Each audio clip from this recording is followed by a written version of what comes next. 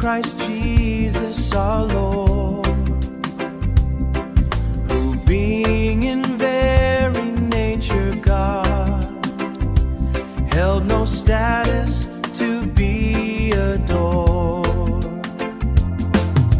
He did not grasp equality, but made himself nothing at all, taking the nature of a servant to answer the highest call.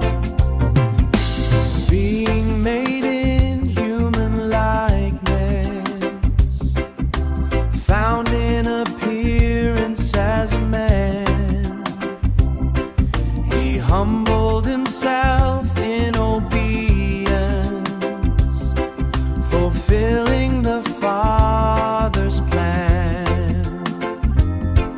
Obedient even unto death, the